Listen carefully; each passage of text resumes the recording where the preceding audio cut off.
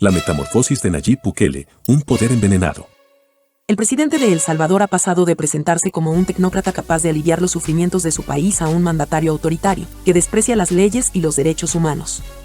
Nayib Bukele apareció a finales de febrero ante centenares de militares y oficiales de policía para agradecer su apoyo en la controvertida estrategia de seguridad y su guerra contra las pandillas.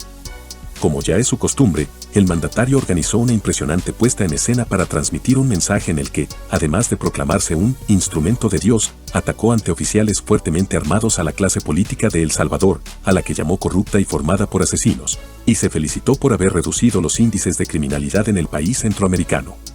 Ustedes están llevando paz a los salvadoreños, dijo a los militares.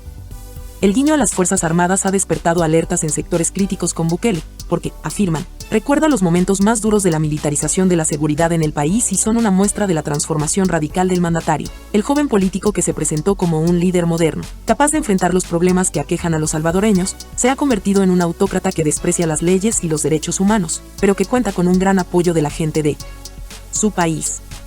Todas las encuestas lo certifican. El 95% de la población salvadoreña avala nuestro trabajo, afirmó Bukele frente a los militares. Bukele logró la simpatía de los salvadoreños en un país harto de la violencia, de la corrupción, de la clase política y con índices de pobreza y desigualdad escandalosos. Para la mayoría de los salvadoreños, las décadas de gobierno de la conservadora Arena y del izquierdista Frente Farabundo Martí para la Liberación Nacional, tras el retorno de la democracia en 1992, no representaron un cambio real en el país, al contrario. Ambas organizaciones son vistas como los responsables de los problemas de violencia y pobreza que aquejan a los salvadoreños. El descontento con la política es tal, que el Latinobarómetro de 2018 mostró que apenas el 28% de la población considera importante la democracia, pero lo más llamativo es que más del 50% ha asegurado que le da lo mismo vivir en una democracia o una dictadura. Bukele, hábil estratega de comunicación, supo aprovecharse de ese hartazgo y desidia política para lanzar su candidatura y obtener el favor de los votantes. En 2019 ganó la elección con más del 50% de los votos.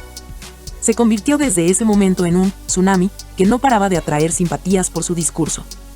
Bukele, que no representaba una ideología clara, se dirigía principalmente a los jóvenes, los más desencantados por la falta de oportunidades. Se vendió como el presidente milenial, el mandatario más cool del mundo, un hombre moderno, eficiente, que dirige un país como un CEO capaz de poner las cosas en orden. Y esa imagen enganchó, no solo en El Salvador, sino también en el resto de Centroamérica, una región golpeada por los autoritarismos.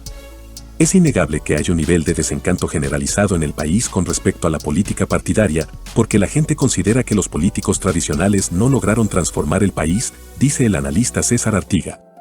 Eso explica en parte que aparezca un personaje que se aprovecha de ese desencanto y de un componente cultural muy fuerte de ira, porque la gente está furiosa, hay mucho odio y confrontación que ha sido alimentada por Bukele.